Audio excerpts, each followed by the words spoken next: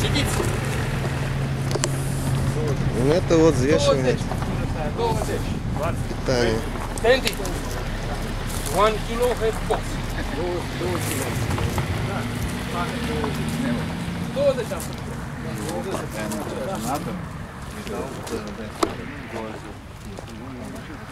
22. Inside this. Okay. Ты скажи, что я оператор. No. This is operator. Acreditat.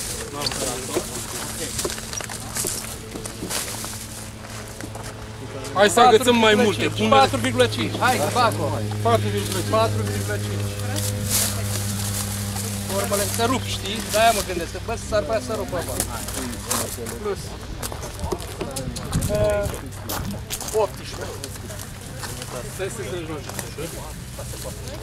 Da. Sau și rup. Au!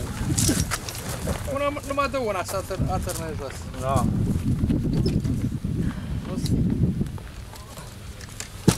Lasă-o numai dă una, mă, așa. Ia pe să nu se răstoarnă. Hai, dă-te o parte. Stai puțin. Așa, gata. Ia pe să nu se rupă. Hai, dă-te o parte. Nu.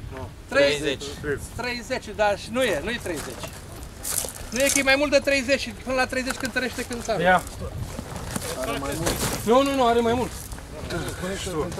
Можно? Как? Одно можно 10 посчитать. Wait, maximum 30. It's possible have more. 30. Окей. Open and să scoatem puțin din ele. Ia băi, scoate câteva din ele, uite din buzunar. Și formal să-l faci. Da? А может пока ведра здесь? O putem lua așa, ia. Să o luăm. Dă-le deoparte și pune-le într-o... Să văd câte kilograme are. Pune-le... 0,9. Bă, Mai, scoate 0,9. pune-le direct în Alea care saltea. scrie kilogram, deci care scrie greutatea, le puneți deoparte. 900 de grame. 900. Deci, ok, 900. Они все 200, они тоже 200. Da. 3, 4, 5, 6, 7, 8, 10. Și restul cântăriți. Да все, хватит, взвешиваем. 14, 16. 16. Nu. Напишет оператор. Хорошо. Ce vorbești? 14 kg. Никакого геморроя. Ce vorbești, mă? Încă o dată. Nu merge.